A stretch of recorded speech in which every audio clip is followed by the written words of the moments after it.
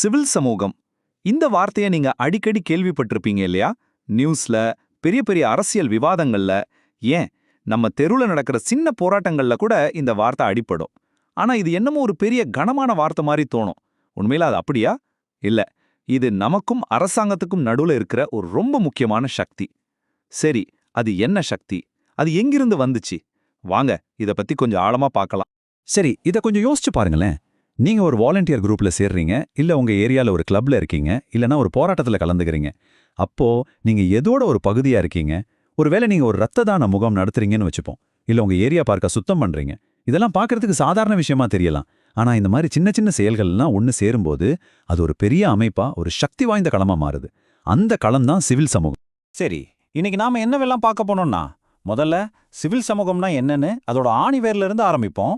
அப்புறம் பெரிய பெரிய தத்துவவாதிகள் இத பத்தி எப்படி சண்டை போட்டாங்கன்னு பார்க்க போறோம். அதுக்கப்புறம் கிராம்சின் ஒருத்தர் இந்த மொத்த கான்செப்டையும் எப்படி தலைகீழா மாத்தினாருன்னு பார்ப்போம். கடைசியா இது எப்படி வெறும் பேச்சோட நிக்காம ஒரு செயலுக்கான களமா மாறுச்சு. இன்னைக்கு நம்ம வாழ்க்கையில இது ஏன் இவ்ளோ முக்கியம்னு அலச போறோம். ரெடியா? வாங்க ஆரம்பிக்கலாம். சரி, முதல்ல பேசிக்ஸ்ல இருந்து ஆரம்பிப்போம். சிவில் சமூகம் ஒரு அறிமுகம். அதோட அடிப்படை கருத்தை புரிஞ்சுக்கலாம். சிவில் சமூகம்னா என்ன? இந்த வார்த்தைக்குள்ள என்னதான் ஒளிஞ்சிருக்கு? இந்த வார்த்தையோட மூலம் ரொம்ப பழசு. லத்தீன் மொழியிலிருந்து வருது. சோசியட்டஸ் சிவிலிஸ். இதுக்கு என்ன அர்த்தம்னா, அரசுக்கு முன்னாடியே இருந்த ஒரு இயற்கையான சமூக அமைப்பு. அதாவது யோசிச்சு பாருங்க, ஒரு அரசாங்கம், சட்டம், ராஜா இதெல்லாம் வர்றதுக்கு முன்னாடியே மக்கள் தங்களுக்குள்ள இயற்கையா ஒரு சமூகமா தானே வாழ்ந்தாங்க. அந்த அமைப்பு தான் இதோட ஆணிவேர். ஆனா சிவில் சமூகம்னா இதுதான் ஒரே வார்த்தையில சொல்லிட முடியாது. ஒவ்வொருத்தரும் ஒவ்வொரு மாதிரி சொல்றாங்க. உதாரணத்துக்கு லண்டன் ஸ்கூல் ஆஃப் எக்கனாமிக்ஸ் என்ன சொல்லுதுன்னா, நம்ம பொதுவான விருப்பங்களுக்காக நாம ஒத்துழைக்கிற ஒரு வெளின்னு சொல்லுது. ஹெகல் மாதிரி தத்துவவாதிகள் இது தனிப்பட்ட மனுஷங்களோட தேவைகள்ல இருந்து தானா வளர்ற ஒரு அமைப்புன்னு சொல்றாங்க. ஆனா ராபர்ட் பட்னம் சொல்றது ரொம்ப பவர்ஃபுல். ஒரு ஜனநாயக அரசாங்கத்துக்கே இதுதான் அடிப்படை சக்தின்னு சொல்றாரு. சோ சிம்பிளா சொல்லணும்னா, அரசாங்கம், குடும்பம் இதையெல்லாம் தாண்டி மக்கள் ஒரு பொதுவான நல்லதுக்காக எங்கெல்லாம் ஒன்னு சேர்றாங்களோ அது எல்லாமே சிவில் சமூகம் தான். சரி, இப்ப கொஞ்சம் டைம் டிராவல் பண்ணி பின்னாடி போலாம். பழைய கருத்துக்களின் மோதல். தத்துவவாதிகள் இந்த புதிய வெளியை எப்படி பார்த்தாங்கன்னு தெரிஞ்சுக்கலாம். இந்த சிவில் சமூகங்கிற ஐடியா எப்படி பெரிய பெரிய சிந்தனையாளர்களுக்கு நடுவுல ஒரு பெரிய கருத்து போரையை உருவாக்குச்சுன்னு இப்ப பார்க்கலாம். அப்போ 2 பெரிய டீம்ஸ் இருந்துச்சு. 2ம் நேர் எதிர் துருவங்கள். ஒரு பக்கம் தாராளவாத சிந்தனையாளர்கள், அதாவது காண்ட், ஹெகல் மாதிரி ஆட்கள். அவங்க என்ன சொன்னாங்கன்னா, சிவில் சமூகம்ங்கிறது குடும்பத்துக்கும் அரசுக்கும் நடுவுல இருக்கிற ஒரு ஸ்பேஸ். முக்கியமா முதலாளித்துவ சந்தை, அதாவது பிசினஸ் நடக்கிற இடம்னு பார்த்தாங்க. ஆனா இன்னொரு பக்கம் கார்ல் மார்க்ஸ், அவர் இதை சுத்தமா வேற மாதிரி பார்த்தார். அவருக்கு சிவில் சமூகம்னா முதலாளித்துவத்தோட இன்னொரு பேரு. இங்க வெறும் போட்டி தான் இருக்கும். இது மனுஷங்களை ஒருத்தர்கிட்டேந்து ஒருத்தரை பிரிச்சு தனிமைப்படுத்திடோன்னு கடுமையா சொன்னார். மார்க்ஸோட பார்வை இன்னும் தெளிவா புரியணும்னா அவர் சொன்னதே கேட்போம். சிவில் சமூகத்துல ஒவ்வொருத்தரும் அவங்க சுயநலத்துக்காக மட்டும்தான் இருக்காங்க. இதுல எல்லாருமே எல்லாருக்கும் எதிரான ஒரு பொருள் இருக்கிறாங்கன்னு சொன்னார். அதாவது முதலாளித்துவத்தோட கட்டுப்பாட்டுல இருக்கிற இந்த அமைப்புல நாம் ஒருத்தரோட ஒருத்தர் போட்டி போட்டுக்கிட்டே இருக்க வேண்டியிருக்கு. இதனால ஒரு மனுஷன் அவனோட முழு திறனையும் வெளிப்படுத்தவே முடியாதுன்னு ரொம்ப ஆணித்தரமா சொன்னார். சரி, இந்த 2 எக்ஸ்ட்ரீம் கருத்துகளுக்கு நடுவுல 3ஆவதா ஒரு பார்வை வந்துச்சு. அலெக்சிஸ் டி டோக்வில் அப்படிங்கிறவர் ஒரு வித்தியாசமான ஆனா ரொம்ப முக்கியமான ஒரு விஷயத்த சொன்னார். அவர் சிவில் சமூகம்ங்கிற வார்த்தையை பயன்படுத்தல, ஆனா சிவில் வாழ்க்கைன்னு ஒன்ன பத்தி பேசினார். அது என்னன்னா, மக்கள் அரசாங்கத்தையே நம்பிட்டு இல்லாம அவங்களுக்குள்ளேயே சின்ன சின்ன சங்கங்களை, குழுக்களை உருவாக்கிக்கணும். அப்படி உருவாக்குறது ஒரு ஆரோக்கியமான ஜனநாயகத்துக்கு ஆக்சிஜன் மாதிரி ரொம்ப அவசியம்னு சொன்னார்.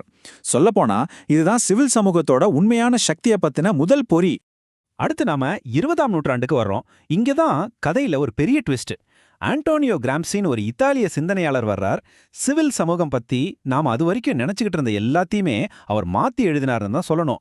ஒரு உண்மையான கேம் சேஞ்சர். கிராம்சியை பொறுத்த வரைக்கும் சிவில் சமூகங்கிறது அமைதியா உட்கார்ந்து பேசுற இடம் கிடையாது. அது ஒரு போர்க்களம். ஆனா துப்பாக்கி கத்தி வச்சு சண்டை போடுற போர்க்களம் இல்ல. இது கருத்துக்களும் கலாச்சாரமும் மோதுற ஒரு போர்க்களம். இங்கதான் ஆளும் வர்க்கம் தங்களோட அதிகாரத்தை அடக்குமுறையால நிலைநிறுத்தாம மக்களோட சம்மதத்தை வாங்கியே நிலைநிறுத்த முயற்சி பண்ணுவாங்க. இதத்தான் அவர் ஹெஜமோனி, அதாவது கருத்தியல் ஆதிக்கம்னு சொன்னார். சரி, கிராம்சி சொல்ற அந்த போர்க்களம் எங்க இருக்குன்னு யோசிக்கிறீங்களா? அது வேற எங்கேயும் இல்ல, நம்மள சுத்தி எல்லா இடத்துலயும் இருக்கு. கோவில்கள், சர்ச்சுகள், மசூதிகள், பள்ளிகள், காலேஜுகள், தொழிற்சங்கங்கள், ஸ்போர்ட்ஸ் கிளப்ஸ், நியூஸ் சேனல்கள், பத்திரிகைகள், சினிமா, இது எல்லாமே அந்த களத்தோட ஒரு பகுதி தான். இந்த இடங்கள்ல தான் ஒரு சமூகத்தோட நல்லது கெட்டது, நம்பிக்கைகள், கருத்துக்கள் எல்லாமே உருவாகுது, விவாதிக்கப்படுது, அப்புறம் மாற்றப்படுது. இப்போதான் நம்ம கதையோட முக்கியமான கட்டத்துக்கே வர்றோம். செயலுக்கான ஒரு களம். சிவில் சமூகம் எப்படி தத்துவவாதிகளோட புத்தகங்கள்ல இருந்து வெளியே வந்து நிஜ உலகத்துல மாற்றத்தை உண்டாக்குற ஒரு பவர்ஃபுல் கருவியா மாறுச்சுன்னு பார்க்க போறோம். இந்த டைம்லைனை பாருங்களேன். 19ஆம் நூற்றாண்டுல இது வெறும் தத்துவவாதிகள் பேசிட்டு இருந்த ஒரு ஐடியா. 1930கள்ல கிராம்சி சொன்ன மாதிரி அது ஒரு கலாச்சார போராட்ட களமா பார்க்கப்பட்டுச்சு. ஆனா 1970கள் 80கள்ல தான் இதோட உண்மையான பவர் என்னன்னு உலகுக்கே தெரிஞ்சது. அது சர்வாதிகார ஆட்சிகளுக்கு எதிரான ஒரு அரசியல் களமா, ஒரு ஆயுதமா மாறுச்சு. இந்த மாற்றம் ரொம்ப ரொம்ப முக்கியம். இது வெறும் சிந்தனையால வரல, மக்களோட நிஜமான போராட்டங்கள்ல இருந்து பிறந்தது. இந்த பெரிய மாற்றத்துக்கு என்ன காரணம்? லத்தீன் அமெரிக்கா, கிழக்கு ஐரோப்பா மாதிரியான நாடுகள்ல சர்வாதிகார அரசாங்கங்கள் அங்கிருந்த அரசியல் கட்சிகள் எல்லாத்தையும் ஒடுக்கிட்டாங்க. அப்போ அரசாங்கத்தை எதிர்க்கிறதுக்கு ஒரு அமைப்பு இல்லாம போச்சு. அந்த அரசியல் வெற்றிடத்தை நிரப்பினது எது தெரியுமா?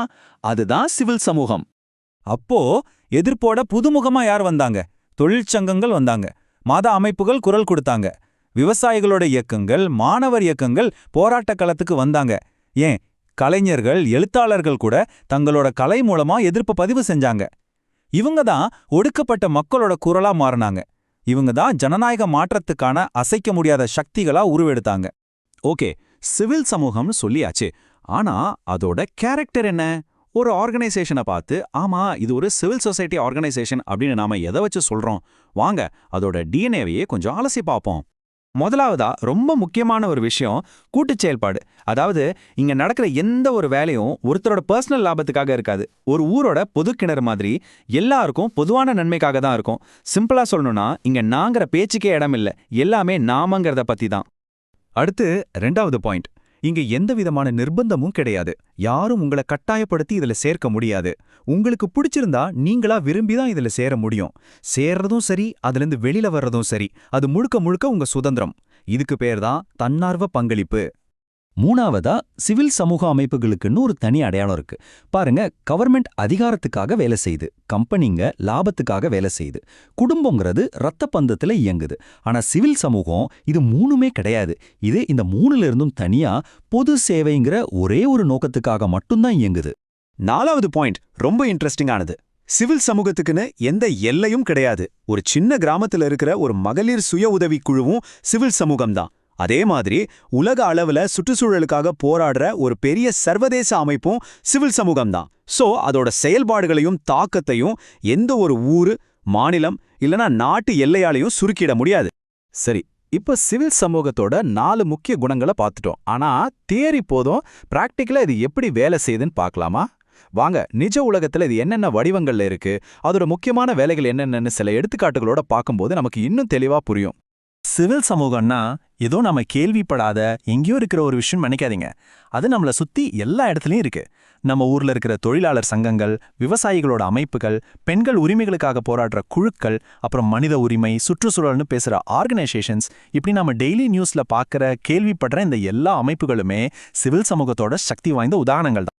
சரி, இந்த மாதிரி அமைப்புகளோட வேலை தான் என்ன? சும்மா 4 பேர் சேர்ந்து ஒரு குழுவா இருக்கிறது மட்டும்தானா? இல்லவே இல்ல. அதுக்கும் மேல ரொம்ப முக்கியமான சில வேலைகளை இவங்க செய்றாங்க.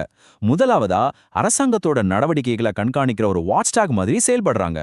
தப்பு நடந்தா தட்டி கேட்கறாங்க, மக்களை ஒன்னு சேர்த்து அவங்களுக்குள்ள ஒரு சமூக பிணைப்பை உருவாக்குறாங்க. ரொம்ப முக்கியமா ஜனநாயகத்தோட வேலையை பலப்படுத்துறது இவங்க தான்.